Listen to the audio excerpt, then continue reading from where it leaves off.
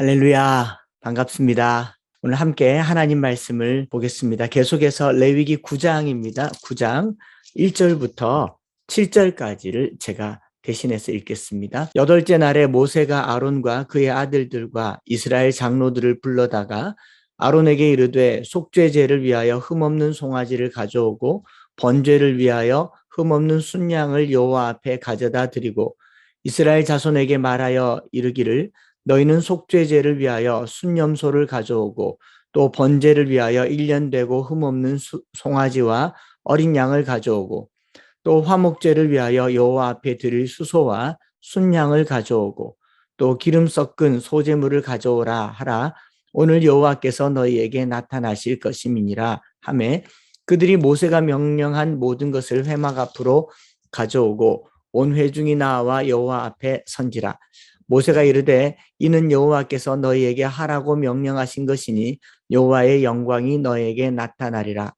모세가 또 아론에게 이르되 너는 제단에 나아가 내 속죄제와 내 번제를 드려서 너를 위하여 백성을 위하여 속죄하고 또 백성의 예물을 드려서 그들을 위하여 속죄하되 여호와의 명령대로 하라. 아멘. 계속 레위기 말씀을 듣고 있는데요. 레위기 8장에서 아론의 아들들이 제사장으로 위임하는 위임식이 있었고 9장 이제 7일이 지나고 나서 8일째 되는 날 아론이 집례한 공식적인 첫 번째 제사가 드려지는 모습이 9장에 있습니다.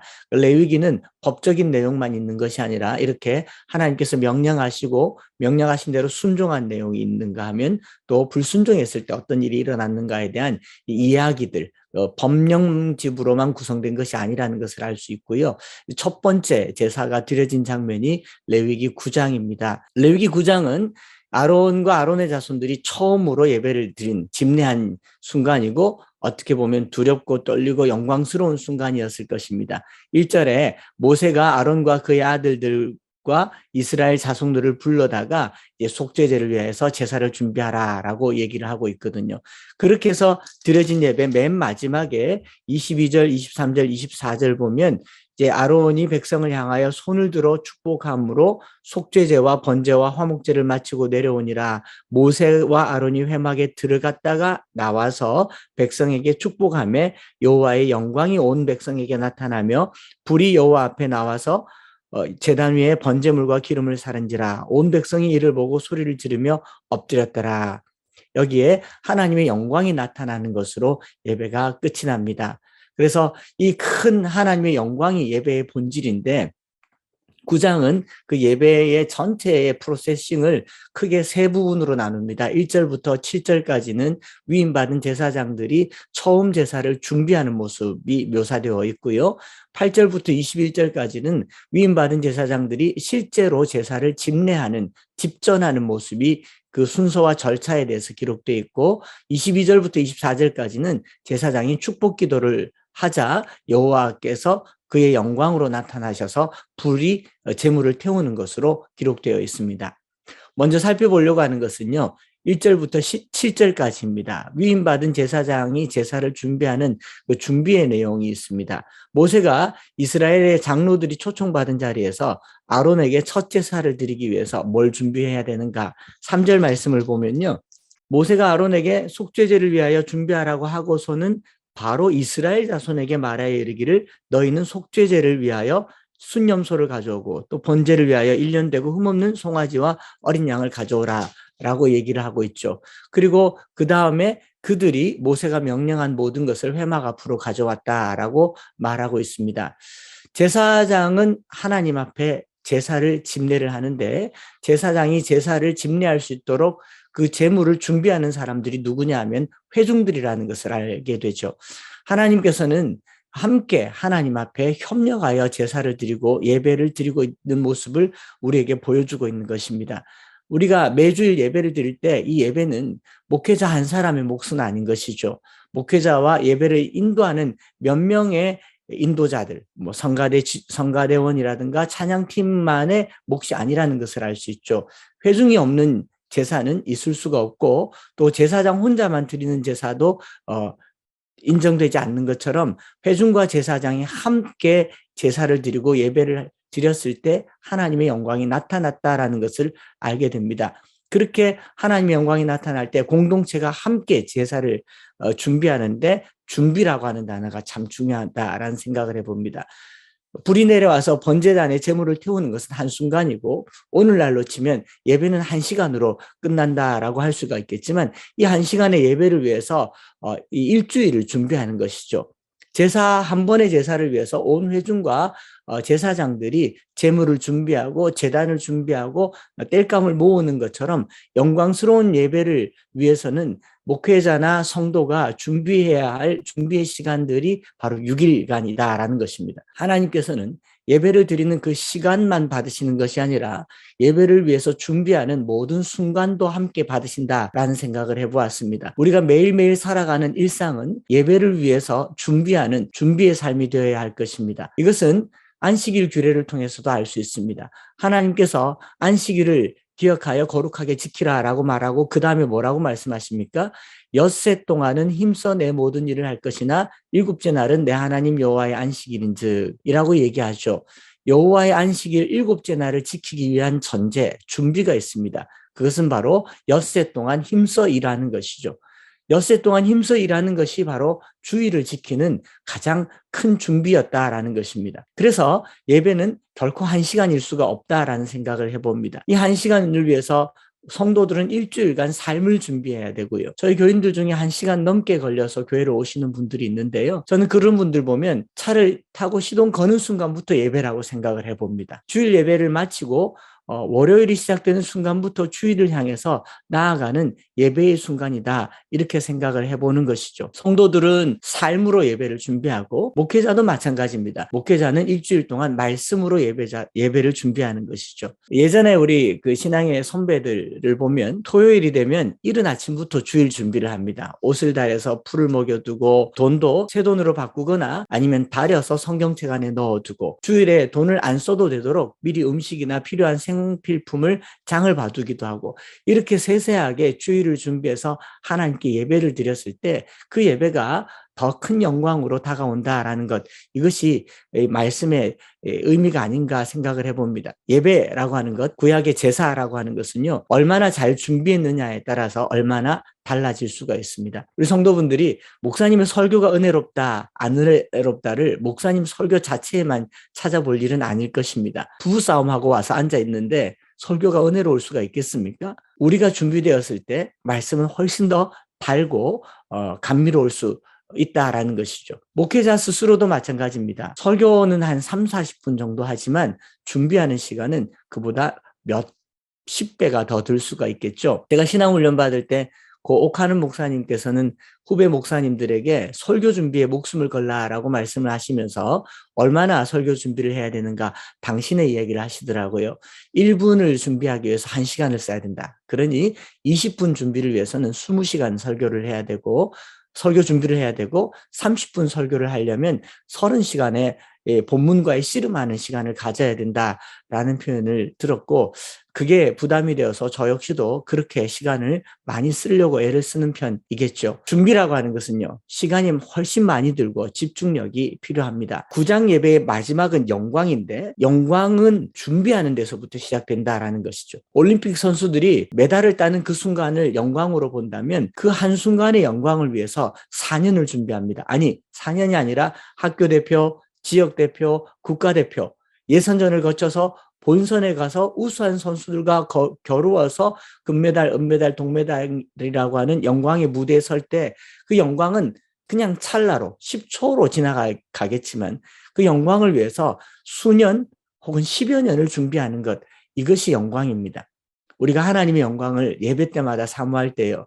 일주일의 삶이 어때야 할까요? 하나님께 준비하는 삶을 사는 이번 주일 예배가 그 영광을 누리기를 주님의 이름으로 부탁을 드립니다. 그런가 하면 두 번째로 8절부터 21절에서 아론이 이 실제적인 준비를 끝나고 여호와 앞에 나가서 제사를 드리는 과정, 8장에서와 똑같은 패턴으로 여호와께서 모세에게 명령하신 것 같았고 여호와의 명령대로 하였더라, 여호와께서 말씀하신 규례대로 하였더라, 전과 같이 드렸더라.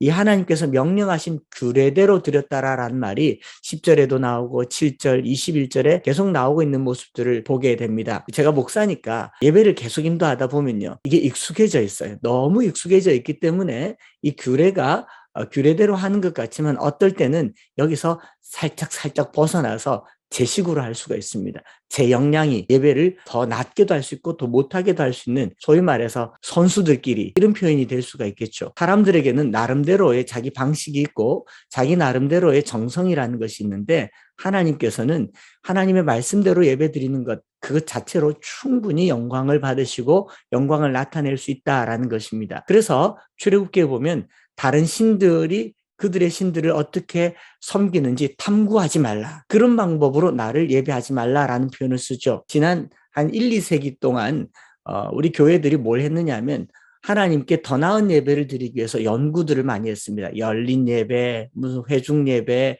또 심지어는 어떤 목사님들이 부교육자들과 함께 선진교회 탐방, 미국 교회 탐방, 뭐 이머징 처치, 미셔널 교회, 트렌드 분석, 이런 것들을 많이 하셨는데, 저는 개인적으로 말씀 탐방을 해야 한다라고 믿습니다. 말씀대로 예배를 드리고 말씀대로 사는 것, 이보다 더 큰 예배가 없다라는 것이죠. 다음번에 다루게 될 레위기 10장과 레위기 9장의 가장 큰 차이는, 레위기 9장에서는 여호와의 명령대로 행하였더라라는 말이 반복되는가 하면, 레위기 10장 1절에서는 곧바로 여호와께서 명령하시지 아니한 다른 불을 담아 썼던 나답과 아비후가 죽은 이 불순종의 제사의 사례를 두 개를 보여주고 있습니다. 9장의 순종의 사례의 영광과 불순종의 사례의 죽음을 대조하면서요, 우리가 말씀대로 사는 것 그 자체가 영광입니다.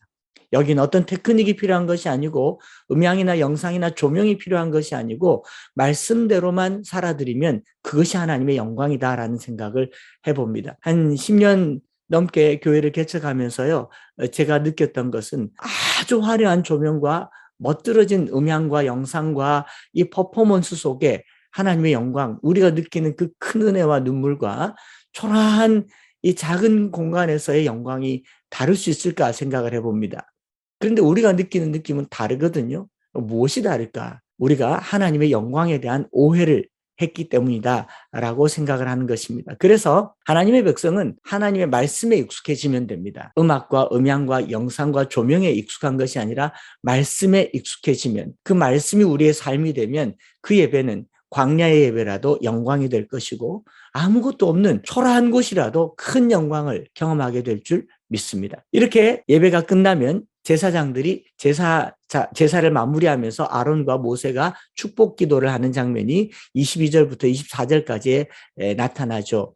예배의 정점은 여호와의 영광입니다. 예배의 정점은 나의 은혜가 아니라 하나님의 영광이 나타나는 거죠. 이 영광이란 말은 카보드라고 합니다. 카보드, 카베이드라고 하는 영광이라는 이 단어는 이 화려하고 명예를 높여주는, 메달을 받거나 상을 받을 때 모든 영광을 하나님께라고 하는 이런 화려함보다는 어떻게 보면요, 무겁다라는 뜻을 가졌습니다. 무겁다라는 말은 죄 있는 인간이 느끼고 경험하기에는 참 부담스럽다라는 말이에요. 부담스럽다.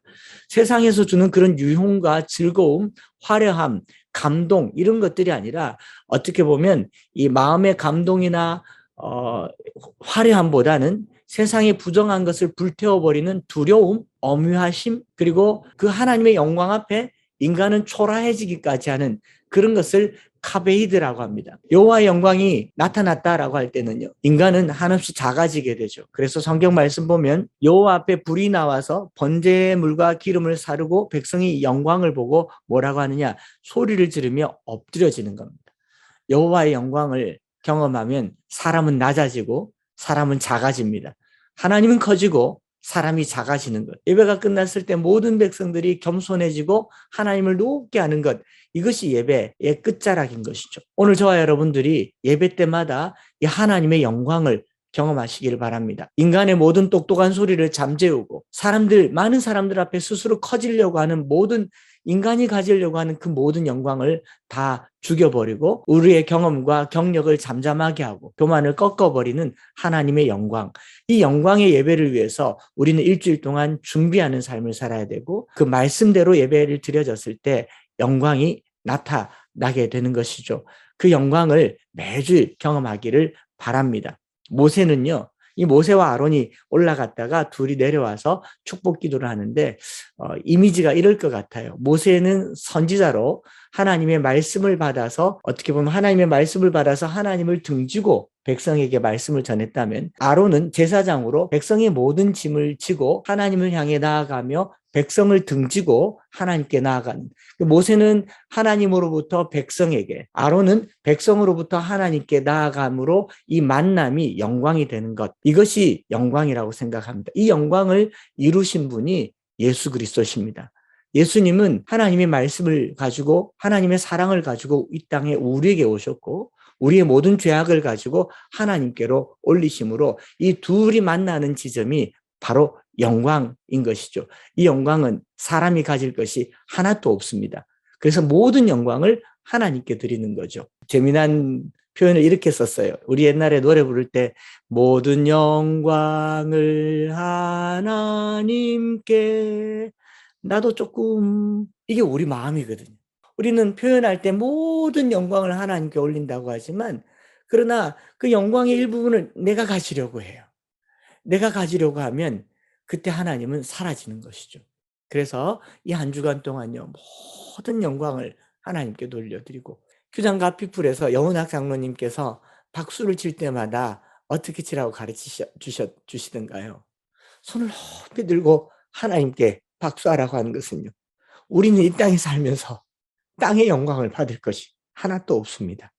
우리는 평생을 준비하면서 하나님께 올려드릴 것만 가진 그런 백성들이라는 것을 기억하면서 우리 영광을 하나님께 올려드리는 예배를 준비하는 삶, 말씀대로 살아드리는 삶, 그리고 그 영광을 하나님께 드리고 그 앞에 엎드려 드리는 겸손한 저와 여러분들 되시기를 축복합니다.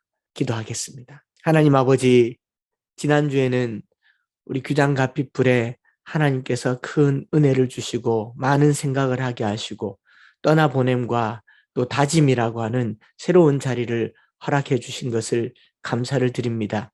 이제 저희가 허전함 속에서 다시 하나님을 생각하고 말씀 앞에 서며 주의 영광을 간절히 소망합니다. 하나님, 규장과 피플 위에 주의 영광이 드러나게 하여 주옵소서. 출판되어지는 것들, 출판되는 순간은 한순간이지만 얼마나 많은 준비와 얼마나 많은 점검과 검토가 이루어지는 것을 주님 보시고 그 준비한 것 위에, 출판물 위에 영광을 드러내어 주시옵소서. 하나님, 우리가 이렇게 준비하는 삶을 살아가며 말씀대로 살아드리고자 할 때에 하나님의 영광이 이 땅 가운데 드리워지게 하시고 우리는 그 모든 영광 앞에 엎드리며 하나님께만 영광 돌려드리는 우리의 삶이 되게 하여 주시옵소서.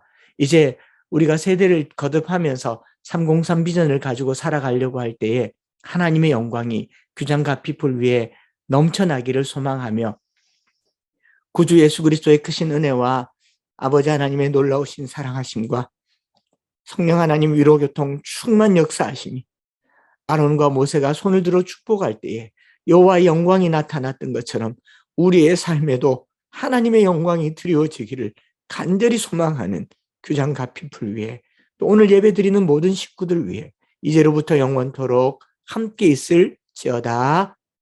아멘.